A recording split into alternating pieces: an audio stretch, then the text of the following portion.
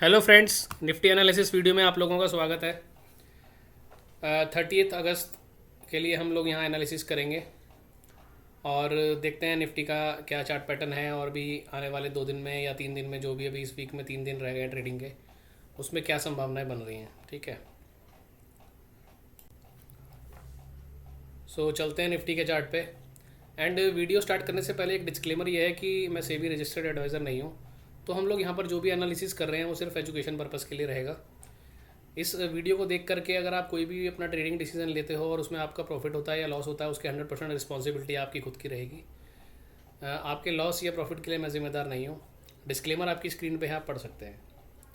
So start करते हैं और निफ्टी के चार्ट पे चलते हैं सीधा। तो कल की वीडियो में हमने बात की थी कि निफ्टी ने ये ग्रीन कैंडल बना दी है 50 EMA के ऊपर।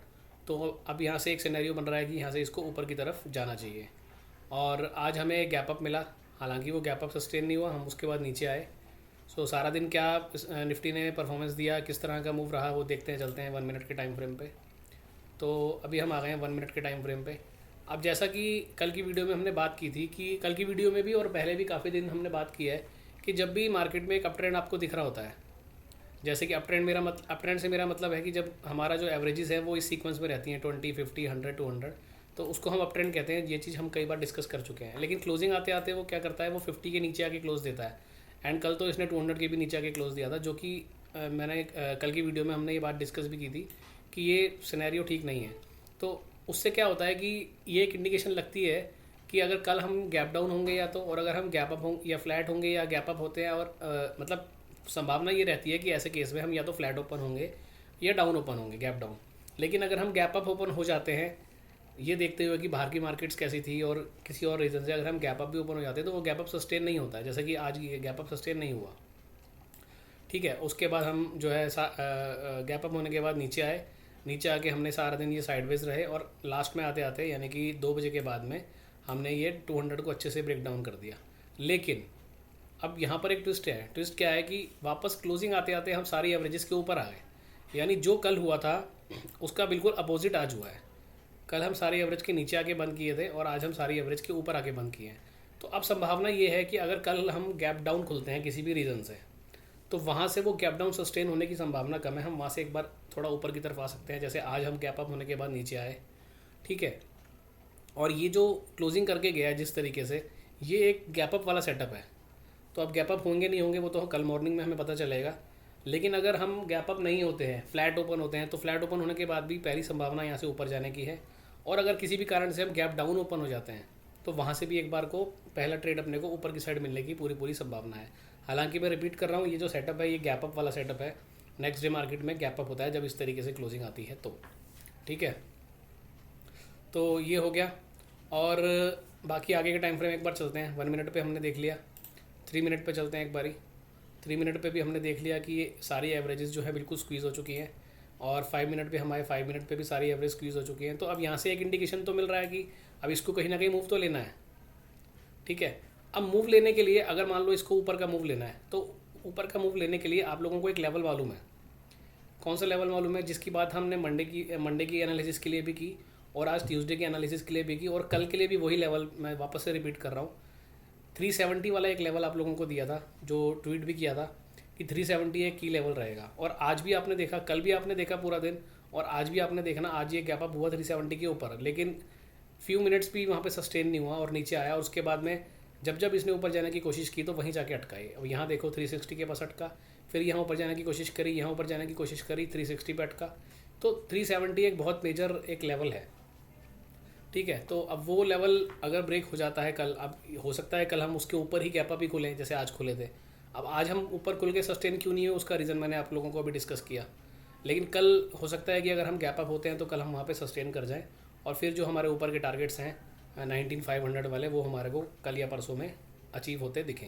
ये संभावना अभी बन रही है। लेकिन अगर ऐसा नहीं होता है, अगर ऐसा नहीं होता है, मान लो हम गैप डाउन होते हैं और हम ये नीचे के लेवल तोड़ देते हैं, आज का लो तोड़ देते हैं, तो फिर अगेन वही संभावना है कि अगर वो लेवल टूट जाते हैं तो फिर हम नीचे, जैसे हमने एक 18,800 की बात कर रखी है, वहाँ जाएंगे। और 18,800 तो हमने जाना ही है। 18,800 आने की संभावना तो आप ये मान के चलो 90 to 95% है। लेकिन उससे पहले एक बाउंस मैं एक्सपेक्ट कर रहा हूँ 19,500 तक का, जिसकी बात मैं लास्ट 2-3 दिन से कर रहा हूँ, इनफैक्ट लास्ट वीक से कर रहा हूँ। लास्ट वीक थर्सडे फ्राइडे से हम यही बात कर रहे हैं, और उससे उसके बाद ज़्यादा कुछ हुआ भी नहीं है मार्केट में। लास्ट थर्सडे की ये क्लोजिंग थी, उसके बाद आप देख लो ये फ्राइडे से लेकर के फ्राइडे, मंडे और ट्यूसडे ये पूरा साइड वेज रहा है ये देखो।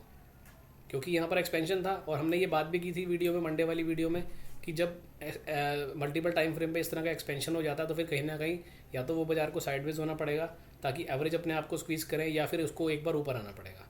तो वही एग्जैक्टली हुआ है। आप देखो ये फ्राइडे वाला सेशन था, ये आपका मंडे वाला सेशन, और ये आपका आज का वाला ट्यूसडे वाला सेशन।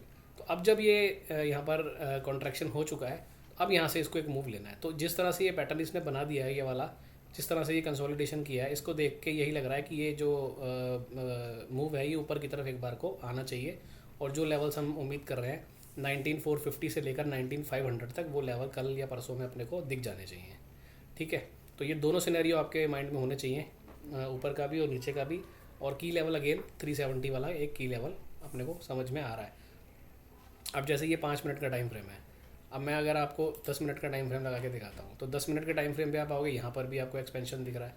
तो अगर कल गैप अप हम होते हैं और अगर कोई 10 मिनट की कैंडल इस तरह से ग्रीन कैंडल बनती है, जैसे आज तो ये रेड कैंडल थी, अगर कल कोई ग्रीन कैंडल 370 के ऊपर बनती है, यानी 19,370 के ऊपर बनती है, तो काफ़ी हद तक ये चांसेस बढ़ जाएंगे कि कल ही आपको एक रिकवरी ऊपर की तरफ देखने को यहाँ पर मिल सकती है। ठीक है, तो ये दोनों सिनेरियो हैं, और एग्जैक्टली जैसा जैसे हम बात करते आ रहे हैं, अगर आप ये वीडियोस डेली देख रहे हो तो आप कनेक्ट कर पा रहे होगे आप चार्ट के साथ में, कि किस तरीके से एनालिसिस किया जाता है और किस तरीके से चार्ट को समझा जाता है डेली बेसिस पे। तो जो बातें हम एग्जैक्टली करते आ रहे हैं, जो लेवल्स हम बात करते आ रहे हैं, लास्ट वीक भी आपने देखे, लास्ट वीक भी मंडे से लेकर थर्सडे फ्राइडे तक हमने जो जो लेवल डिस्कस किए, वही एग्जैक्टली वही लेवल पे आके रेजिस्टेंस हुआ, वही लेवल पे आके सपोर्ट लिया, और वहीं से आपको रिवर्सल दिखा। ठीक है, तो अभी 3 दिन हो चुके हैं, अब देखते हैं कल ये किस तरह से बिहेव करता है। ठीक है जी, तो ये था आज की वीडियो में, और अब आप लोग इसको वीडियो को देखिए, स्टडी करिए, और उसके बाद बैंक निफ्टी के चार्ट पे जाइए, बैंक निफ्टी के चार्ट पे भी इस तरह से एनालिसिस करने की कोशिश करिए। और बाकी जो भी अगर कुछ चेंजेस होंगे इस व्यू के अंदर में, क्योंकि अभी 3 दिन से सेम व्यू चल रहा है, तो अगर कुछ भी चेंजेस होंगे तो इन बिटवीन मार्केट में अगर लगेगा कि अब अपडेट देना चाहिए, तो अपन ग्रुप में इसके बारे में बात करेंगे। ठीक है जी, और जो लोग ग्रुप में नहीं हैं वो चाहें तो ग्रुप ज्वाइन कर सकते हैं।